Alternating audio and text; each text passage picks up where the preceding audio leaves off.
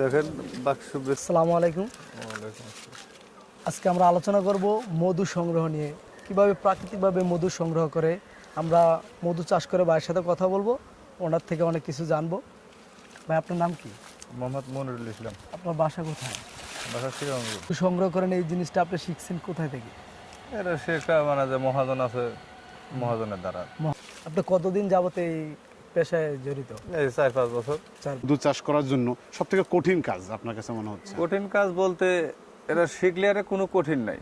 শের একবারে অরিজিনাল মধু, কোনো ভেজাল নাই। হ্যাঁ, উনি নিজের হাত দিয়ে চাষ করে। এইখানে উনি প্রায় 1-150 মধুর বাক্স সেট আপ করে রাখছেন। ফোমটা আপনারা কিভাবে বানান, নাকি ফোমটা বানানোই থাকে? এটা বানান লাগে। এই ফোমটা বানান? হ্যাঁ। এই ফোমটা কি দিয়ে বানান? এই মোম দিয়েই বানান লাগে। এটা পান কোথায় এই ফোমটা? ফর্মটা আপনার মেশিনের দ্বারা বানান লাগে। হ্যাঁ। আপনার ঈশ্বর দিয়ে আছে মেশিন। ভিতরে কি আপনারা একটু মধু রাখেন যাতে মৌমাছিরা? না, কোনো মধু না, মধু না। জাস্ট প্রত্যেকটা বক্সে আপনার করে একটা করে রানী মৌমাছি রেখে দেন। হ্যাঁ। আচ্ছা, আপনার রানী মৌমাছিটা চিনেন কিভাবে? এই চিনাইতেছে আপনাকে আমি দেখাইতেছি। এটা বুঝাইতেছে যে এটা পাতলা করে দিছি, এরা ওই গড়া মোটা করছে। আচ্ছা, মৌমাছি নিজে মোটা করছে। হ্যাঁ, মৌমাছি নিজে মানে মোটা এই করছে। লেয়ারটাকে আপনারা পাতলা করে দিয়েছিলেন, মৌমাছি এটা নিজে এই লেয়ারটাকে আরো মোটা করে ফেলছে। আচ্ছা, তো আমরা রানী মৌমাছি কিভাবে চিনবো, যেটা দেখাইতে চাইলেন? এই যে আমি দেখাইতেছি রানী মৌমাছি। হুম। এই যে রানীটা আপনি দেখাইতেছি। এই যে রানীটা, এই যে চলছে। এই যে এটা হলো রানী মৌমাছি। হ্যাঁ, এটা রানী মৌমাছি। দর্শক, আপনারা দেখতে পাচ্ছেন রানী মৌমাছির আকৃতি কিন্তু অন্যান্য মৌমাছির আকৃতি থেকে একটু ভিন্ন। তো এই রানী মৌমাছিগুলো আপনারা পান কোথায় আসলে? এখান থেকে তৈরি হয়। এই মধুটা আপনি মানে কিভাবে ইয়া করেন? হচ্ছে হলো আপনার হলো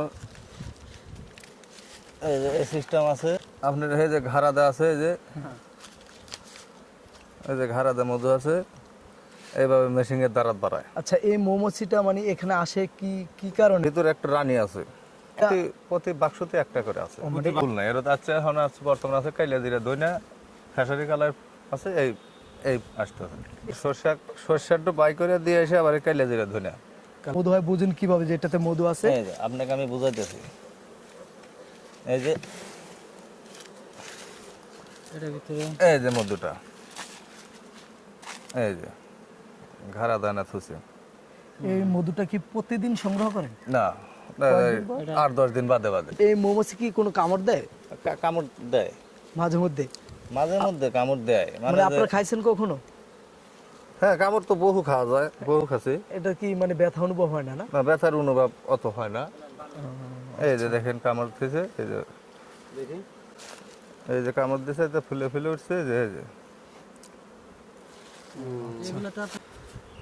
আসসালামু আলাইকুম। আজকে কথা বললাম মধু চাষি ভাইদের সাথে।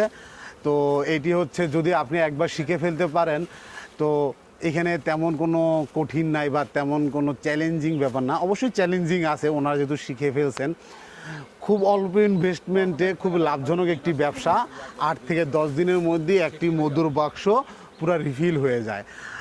তো আপনাদের যদি কারো মধু লাগে ভাইয়ের কাছ থেকে নিতে পারেন, আমার এখানে নাম্বার দেওয়া আছে, অবশ্যই যোগাযোগ করবেন। ধন্যবাদ।